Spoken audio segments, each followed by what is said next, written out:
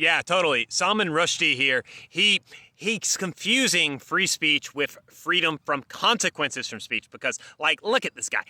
Old boomer wearing glasses. Like, what does he know about freedom of speech and the consequences of his speech? I mean, he only had a fatwa issued against him by a dictator of a foreign country for writing a fictional novel called The Satanic Verses, which was deemed blasphemous. I mean, this boomer, what is he talking about here?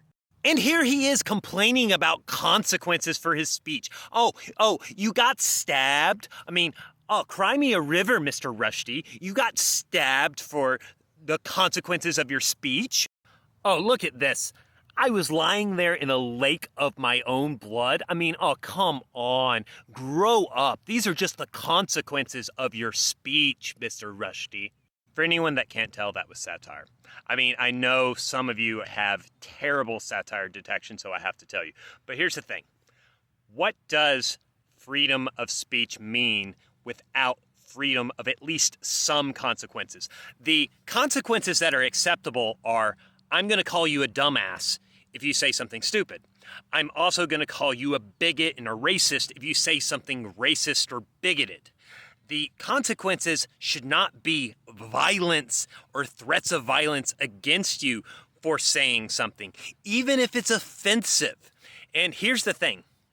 Salman Rushdie wrote a novel.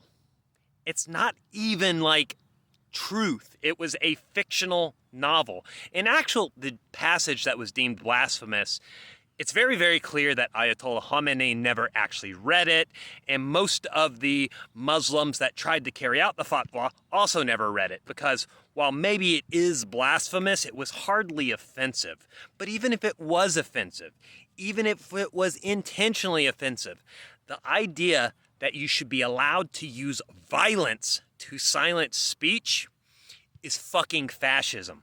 And a lot of you are afraid to admit it. You are actually the fascist.